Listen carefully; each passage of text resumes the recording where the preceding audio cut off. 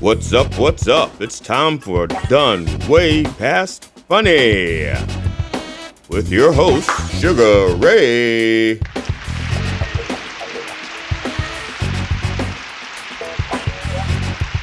And G.D. Fenderson. Join us as we take a look back at the first time comedians took the stage with this week's guest, Chipp Jones.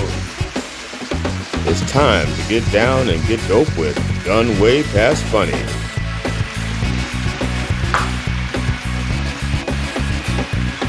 Hi, I'm G.D. Fenderson, certified forensic humorist at large, but I'm losing weight.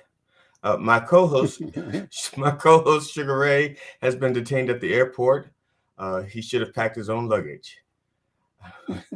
Our guest this week, or our guest on this episode, is someone I worked with once before, Chipp with 2P Jones. Now, hello. So he's flying while black, huh? yeah. Well, it's the airport in 2023, not flying while black, not flying while anything. So, Chipp, if you don't mind, tell people a little bit about yourself. Obviously, you're a comedian, otherwise we wouldn't be talking to you. Well, yeah, we wouldn't be talking to you. Yeah, wouldn't be talking to me. Yeah, wouldn't know me at all. That's how we know each other, from comedy. Yes. Actually, online comedy. Yes. During the pandemic. Yes. So I'm Chipp, Washington D.C. Actually, born in D.C. Grew up majority of my life in Brooklyn and in Memphis, Tennessee, which I consider my hometown. That's my formative years through high school. Moved back to D.C. in the 80s and didn't start doing comedy until I was 45 years old. Started in 2009. My wife and the family were going through a tough period where we were in the middle of a differential diagnosis to diagnose a brain tumor she had, and so she actually got me comedy classes at the Improv, sort of to lighten the mood at home. And I would come home and tell her jokes. So I've been doing comedy for about 13 years now. So, and I've been married for 30. So I think I'm doing pretty well, on both fronts. Yeah. Now, okay, you mentioned you're DC, Brooklyn, and Tennessee. Yeah, so I was actually born in Washington, D.C. My dad was at med school at Howard, and he graduated, and then he got his internship at Kings County Hospital in Brooklyn, New York. So we moved to Brooklyn, New York. And then when my parents split up, my mom moved us to Memphis, Tennessee. So I started fourth grade in Memphis. And then I was in Memphis until I graduated high school. So. Okay, so when you get pissed off, what's your default accent? Do you default to DC, default to Brooklyn, or do you default to Memphis? Because that happens. That happens. Most people say I have. Most people say I have more of a Western accent. It's sort of a mix of the two. It's interesting because when we moved from Brooklyn to Memphis, my first year or so, I started to develop kind of a stutter. Because people were always like, what's the matter with you boys? Your tongue on fire? Why don't you slow down? Why are you talking so fast? And so I got really subconscious about speaking. So I started to stutter. But then I decided that I would give them a speech impediment instead of having one myself. And by that, I mean, I'd give the kids fat lips when they would make jokes about the way I talk. So it's not like one of the Cosby kids. Hey, right. Chipper, I'm sorry for what I said. Yeah, mush mouth. So people now say I have more of sort of a Western accent. It's Now, when you started comedy, did you start doing comedy while you were in DC, or where did you start? Yeah, in DC. Yeah, so like I said, I moved back to Washington in the 80s, and so my wife got me the comedy class in 2009. So right, okay, that's when I started doing comedy. So being from DC, are you one of the people that worked with Fat Doc? Tutored under Fat Doc? I didn't tutor under him, but I knew him. So, okay. So I met him, but I'd probably say my biggest mentor would probably be spent a lot of time with Tony Woods, Okay. doing comedy with him, and then Dick Gregory, which I knew Dick Gregory from WPFW. He was a good friend of WPFW, was constantly on the radio there. So he and I became pretty good friends as well. In fact, he defended me one time at the old Riot Act. I don't know if you remember the Riot Act. We had Yeah. another major comedy club now I'm forgetting his name. Uh, the guy who did Nicodemus, who wrote for Richard Pryor. Uh, I can see God, his face. I can see I his know. face. It's like, why can't I think of his name? He was on the Chappelle Show as Yeah. as, as Nicodemus, and I can't. It'll come to me if I try not to think of it. But I'll find it later and I'll post this picture with his name, and everybody go like, "How could you not remember that?" It's because I someone can't know, remember everything. I know, yeah. Dick Gregory was one of my influences. I Uh-huh. met him when I was 16, I think. I had comedy wasn't even on my perspective on my horizon. It wasn't in the rearview mirror. It wasn't. I had no desire to do anything with comedy at all. And as a matter of fact, I wasn't even funny on purpose back then. And he was speaking at an event with uh, Jesse Jackson, Mm-hmm. Andrew, uh, uh, Young. yeah, Andrew Young. Thank you. Mm-hmm. I was good. Andrew Young and one more, and I'm blanking on that also. But Martin Luther King. Martin Luther King. No, okay. and I was his valet guy, I guess. Like I was his, I went and got his water or whatever else he Right, needed. right. So that's I don't remember what my job title was other than um annoyed teenager who only volunteered to do that because he was trying to get with this girl. So, but Dick Gregory, I guess he was just really down to earth, and we were talking. He wasn't just sending me out to get water. We talk because Right. we didn't know how long Reverend Jesse Jackson was going to be talking because he had a microphone. He could have been there for days. Well, I mean, So that was the thing. That was the thing about Dick, is that he was so personable, and he was yeah, interested in you. I mean, he's one of those yes, people that sort of unique. A lot of times when you get into conversations with people, you could tell they're just waiting for that gap so they can tell you what they think or what they know. yes, But yes, he was actually interested in hearing what you had to say. So it was like yeah. he was a really, really cool guy. He thought I was funny. He thought Yeah. I was funny, and that I was smart. And again, I was awestruck of Dick Gregory, annoyed with Jesse Jackson, Andrew Bond was that Young, Andrew Young. Andrew Young. Mhm. Was he the mayor of Atlanta back then? Atlanta. Yeah, that's Yeah. right. So and I can't remember maybe there wasn't a fourth person, but so it was an event like that in I'm the telling you, it 70s. was MLK. I'm telling you, it was MLK. Oh, by that time I was so annoyed with Jesse Jackson because every other word out of his mouth was, "I was there when Jesse got shot," and I swear when that MLK got shot. yes, I mean yeah, when MLK got shot, and I swear after 3 marches with Jesse Jackson, I was wishing that it was. I'm sorry. I'm sorry. I shouldn't say that, You're but like the shooter got the wrong guy. No, no, no, yes, no, they got the wrong guy. no. Oh, so see, because that's something I also learned about you. You and I are both like fame adjacent. Uh, That's it. That's it. Always fame adjacent. When you start talking about those guys like Jesse and MLK and stuff, my main day job is I have my own computer consulting business, and one of my major clients is actually SNCC. So, oh, so all of these guys that I talked to, in fact, today I had 3 hours of Zoom meetings with all of these guys that actually knew MLK.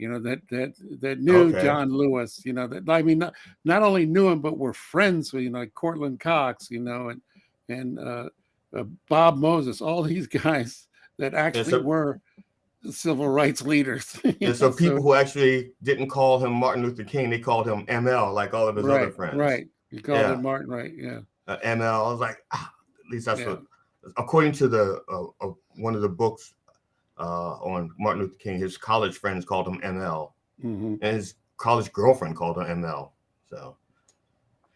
So let me see here. I forgot where I was going to go. We were talking about that, Doc.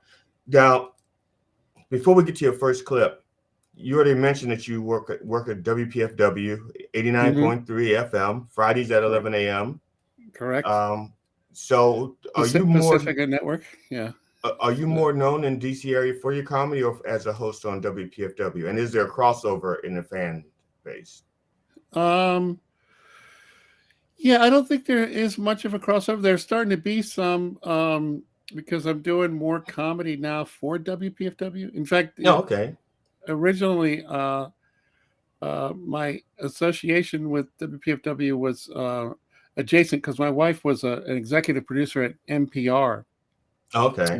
She ran their daily talk show called Talk of the Nation. But when that show went away, she actually moved over to the news department at WPFW. Now she's the news director. And when Dick Gregory passed, he used to run a comedy show as a fundraiser, and I got asked to take over for him. And so I did so well that these guys who run a show Fridays at 11 called Community Watch and Comment Friday Edition, which is basically it's a call-in show, which basically turns into a call-in news show. People talk about what's on the news and what's important to them. They invited me on, I think, originally for comic relief, and then they quickly found out I knew a lot more about the news and stuff than they did. So they asked me to come on regularly about 2.5 years ago, which I couldn't help because I'm a news junkie, and then also I'm married to a woman who's been a producer of news for 40 years. It's like our household talk. Our household is always about, did you see this? Did you see this? So it's like, can you believe that nobody vetted George Santos? That's right. Yeah. Had he been black, they'd have been all up in there. It's like they'd have caught his first lie. How can opposition research not find any of this stuff? It's like, really? So they probably thought that. I mean, he lost by what? No, I'm getting the wrong one. No, he won. He lost his first one. He lost his first one, and maybe they just thought they'd beat him again. It was New York after all, but who knows? Who knows what they were thinking? Right. I love all the memes now that have him with everything. He's the new Gump. He's won more gold medals than any American. All this stuff. It's like, what's that? Zelig? Was that Woody Allen? Oh yeah, that was Woody Allen. Zelig. Yeah, he's the new Zelig and the new Gump. Human chameleon. He just blends in with every group. Yeah, he's like Forrest Gump and John Lovett's character had a baby. Right.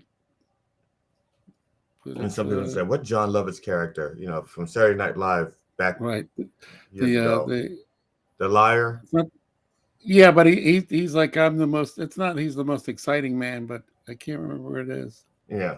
All right. Well, the clip you sent me. Now the host was that Lateef? No. This is a guy out of New York. I didn't really get to meet him. But this is not my first show, but it's one of my early shows that I did up in New York at Stand Up New York with the headliner was Dave Attell. Actually, was a headliner of that show. So okay. And it was a couple of weeks after Michael Jackson had died, and I did a joke about Michael Jackson that had one of those perfect reactions. It's like the audience was divided into threes. There were people that laughed immediately, that loved it. There were people that hated it, and there were people that were shocked, and then it turned into laughter. So you told me about the clip, and now I got the right ones. This is the one in New York. New York, right? Yes. Here's the first clip, part 1 of Chipp Jones in New York. Wow, New York, New York! Keep an eye on that for me, will you? It cost me $25. I could have got it for 20, but I said, hell, give me the line. Yeah, New York, it's a different place. Anybody into the news? The hot mess we call the news going on? People dropping like flies. We had Michael Jackson, Farrah Fawcett, help me, who else? Billy Mays. Who else? Ed McMahon. Wow, are the terrorists really women? Is that what's going on? That's the deal? You know, for me, the real tragedy was David Carradine. That's the one that hit me really hard. At first they said he died of suicide. So I figured, you know, the Thai police figured that he stripped down, put the noose around his neck, stepped up on the stool and said, hey, last day on the planet. And went out real quick. But then we found out it was something else. Autoerotic asphyxiation, we could say it in a mixed company. But you know, for me, I think that David Carradine died from a fundamental character flaw. And by that I mean he was in Thailand. It's ground zero for sexual tourism. You can buy not only one, but 2 hookers for the week for $6. And I'm not saying that David Carradine should have engaged in prostitution, sir. I'm saying spend the $6 and have a couple spotters if that's what you're planning on doing. Someone to cut you down in case things go wrong. So, when people say David Carradine died from some weird sexual fetish, no, David Carradine died because he was cheap. So remember that when you're tipping your bartender and your server.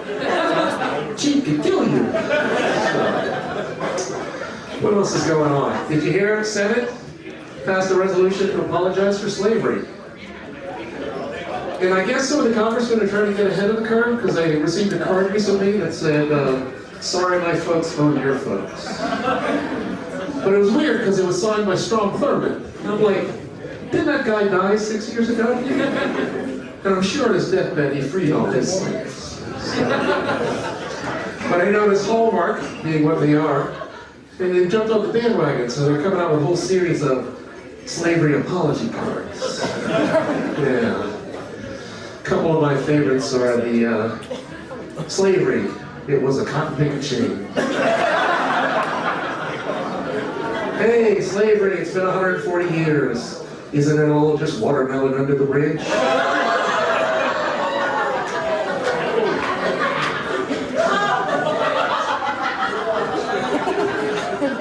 Still mad about slavery? Nigga, please.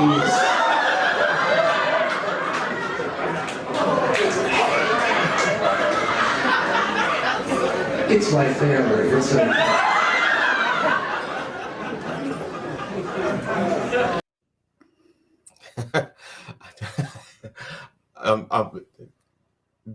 the guy sitting in the front row with the bald head. Yes, I get to him later, I think. Yes, he was a tough nut for you to crack. You know, he was like staring. You tried to engage him, and he did not laugh until you said "nigger, please." Then he laughed. I was like, well, he was a white guy, so yeah. It's just I was like, I'm watching him because sometimes when you have somebody like that in the front row, they're engaging, they just don't laugh. So they like point, they nod, they do that kind of stuff. But I didn't see him. Well, I couldn't see his face very well from where you were. But you were like right there. You could tell if you did engage him a couple of times. Right, you tried to, yeah. But you got him. I think I won him in the end. You did, yeah. What broke the ice was nigger, please. But I mean, that stuff has evolved, especially the slavery cards have become sort of a Juneteenth thing. Okay. But I can remember doing that, like in 2005 or something like that. I mean, in 2015, in some little town in Pennsylvania, in a place that had been a biker bar that had turned to comedy, and still a lot of their biker clientele had come. And Chappelle talks about this too, where you're doing these jokes that are meant to be satirical, right? But the audience is laughing from a different place. Yes. At the slave cards, people are, you could hear guys going, "Oh, I wish I could get a card like that and give it to that guy William, the black guy in accounting." It's like they obviously don't understand it as satire. They're like, yeah. Let's poke fun at the nigger who works at our house, at our place. So you and I, it's funny. Well, I guess we're about the same age. I'm born 1959. You and I, the only two comics that I know of who actually do like Juneteenth jokes. Like it's like I'm waiting for Juneteenth so I can break up my Juneteenth routine. I have like although like to be honest, my Juneteenth routine I can pull that out around any ethnic holiday. Yeah. So St. Patrick's Day, I can work into Juneteenth, the what's the other one? Cinco de Mayo, I can bring, so Oktoberfest. If there's like a ethnic holiday, I can bring Juneteenth into it. Right. Do that. And, because at our age, like I did a show recently in Colombia where the audience was 100% white. I mean, literally 100% white. Yeah. And I've always done political stuff. So I do a bit about, I'm old enough to remember when TV was in black and white. And by that, I mean mostly white with just a little bit of black, and I go through explaining how, as a black kid watching these shows, it's like even the cop shows were all white. I mean, they had no black criminals. It's like, it's amazing to think of that. TV with no black criminals. Yeah, the only black criminal we had was Bill Cosby, and we didn't know it yet. They didn't know it yet, right? It's like, I remember watching Perry Mason. He never had a black defendant. It's like every single person he defended was white. Like, we were on the other show, not Perry Mason, but what do they call the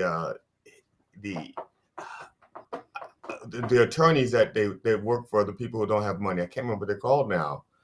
Oh, you mean the pro public bono? defenders? Public defenders, yeah. That's a different show. Yeah. Instead of Perry Mason is like, it's Tyrone Mason, public defender. Right. Yeah, but I don't think they had that when TV was in black and white. No. No black criminals. Yeah. Mayberry RFD had no black. Andy Griffith had no black people on it. Period. It's like, that's it. It was Friends before Friends was Friends. Yeah. Yeah, you did a lot of actually the year you did that, man, you had a plethora of dead people. Yeah.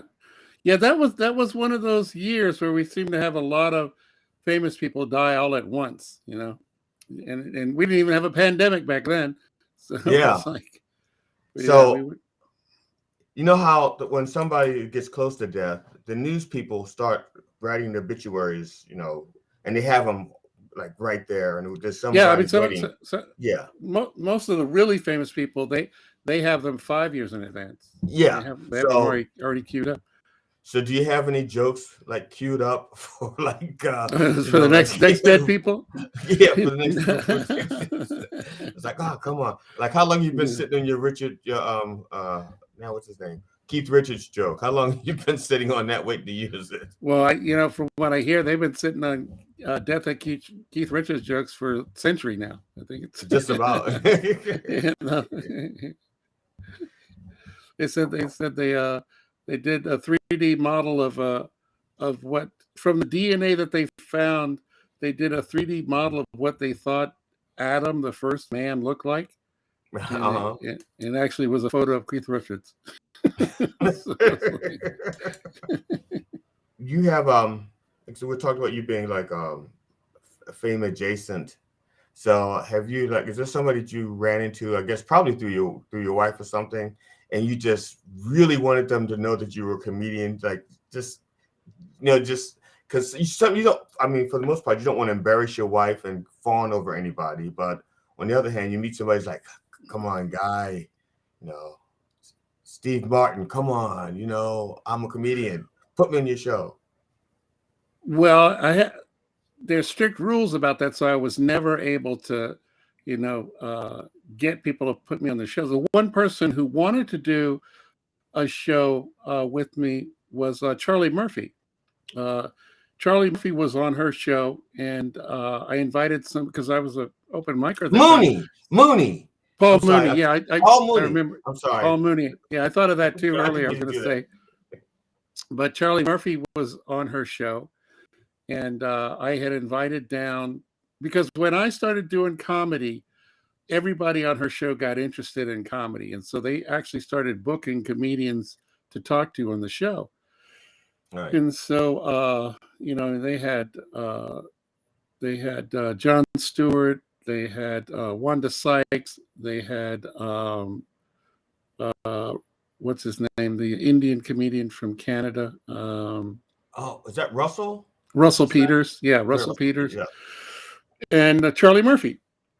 And so I would invite my open micer friends to come down because I convinced them if you're going to have a comedian on the show, you should do it in the little auditorium that they have because comedians are always going to be better in front of a live audience. Right. So Charlie Murphy actually stayed an hour after the show to talk to us, new comedians. Cool. And he told us some stories that the Charlie Murphy stories that he didn't get to do on the show. And one of them was about Paul Mooney. Because he said, after Eddie had done his first year on Saturday Night Live, right. Paul asked him to go on tour with him. And Eddie said, okay, I'll go. Can I bring my brother? And he said, yeah. And he and Eddie got to talking about Paul Mooney. And they were like, every time we see Paul, he's wearing a do-rag or a hat or something. What's up with the top of his head? And so, Eddie's like, yeah, what's up with his head? So Charlie says he's in the bed at 3 a.m. one night and knock on his door, and it's Eddie. And Eddie's like, come on, come with me. He's like, what? Get dressed. Come on, we're going out.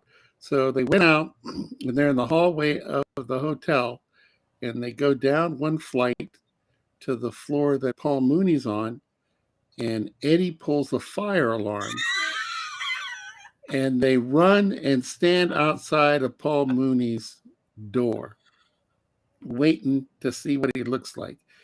And they hear like this, cussing and falling down, and what there's gonna.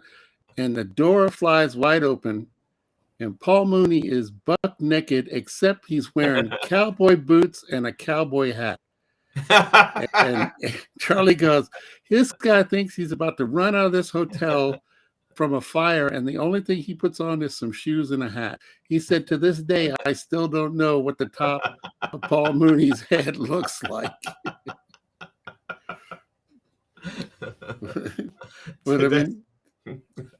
See, that's what's going to be on his obituary. That's right. It's like unmasking Batman. And so, my wife got me this class for comedy when I was 45, and then I actually started doing comedy after that. So I really started doing comedy in earnest when I was 47. Okay. Charlie Murphy actually didn't start doing stand-up in earnest till he was 47. Rodney Dangerfield did comedy in his 20s for a few years, and then he stopped, and he was an insurance man, and then he came back and started doing comedy in earnest when he was 47.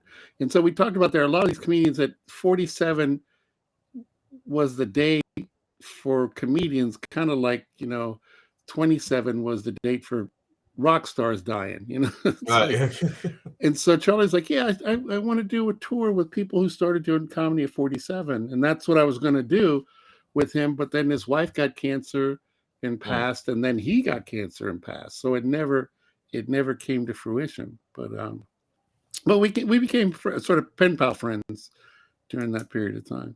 But he was the only one where I ever sort of crossed that line, because they had strict rules at NPR, about using your personal connections or that kind of stuff. And it would have put my wife in a weird situation. Hi, I'm G.D. Fenderson, certified French humorist and host of Done Way Past Funny. You have just watched part 1 of our interview with Chipp Jones. Please join us for part 2 and the rest of this story. And when you come back to join us, bring a friend.